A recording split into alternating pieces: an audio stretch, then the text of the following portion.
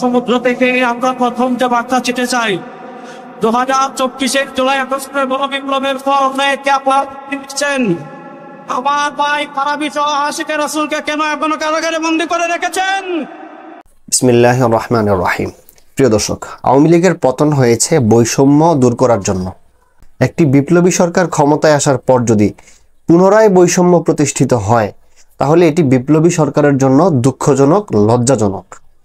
ঢাকা সহ বেশ কয়েক জায়গায় আদালতের নির্দেশে ইশরাক হোসাইন সহ বেশ কয়েকজন মেয়র হয়েছেন, কিন্তু একই আদালত ইসলামী আন্দোলনের নায়েবে আমির মুফতি ফয়জুল করিম সাহেবের বেলায় করেছেন বৈষম্য। ঠিক তদুরূপ বিএনপির তৎকালীন স্বরাষ্ট্রমন্ত্রী জনাব লুৎফুজ্জামান বাবর মুক্তি পেয়ে গিয়েছেন। আরও মুক্তি পেয়েছেন জাকির খান এবং গতকালকে মুক্তি পেয়েছেন জামায়াত ইসলামীর তৎকালীন সেক্রেটারি জনাব আজহারুল ইসলাম। রাজনৈতিক বন্দীদের প্রায় সকলেরই মুক্তি হয়ে গিয়েছে, কিন্তু আমাদের ভাই আশিকে রাসূল শফিউর রহমান ফারাবীর মুক্তি আজ পর্যন্ত মেলেনি। আদালত কি এটা বলতে চায় এই দেশে যার আধিপত্য রয়েছে রায় তার পক্ষেই যাবে? তাহলে এই দেশের ন্যায় নীতি আর ইনসাফের মাপকাঠি কোথায়?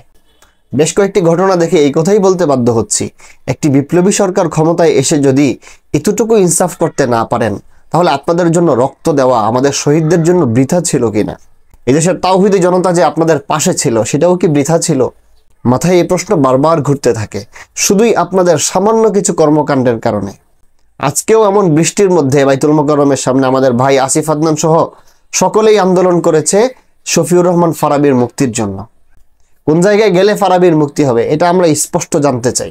শফিউর রহমান ফারাবী তো কোনো হত্যা মামলার আসামি নয়, সে তো দেশের হাজার হাজার কোটি টাকা লুণ্ঠন করেনি, তাহলে কেন তাকে আজ পর্যন্ত বন্দী রেখেছেন?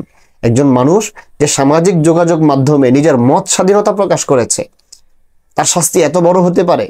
তার পরিবারের কথা আপনারা একবারও চিন্তা করলেন না, তার মা বাবার কথা একবারও চিন্তা করলেন না, তার জীবনের এত দীর্ঘ সময় 1 দশকের উপর আপনারা জেলখানায় কাটিয়ে ফেলেছেন। সরকারে যারা রয়েছেন আমি মনে করছি আপনারা নিতান্তই জুলুম করছেন, আপনারা স্পষ্ট জুলুম করছেন, এটা আপনাদের ভাবা উচিত।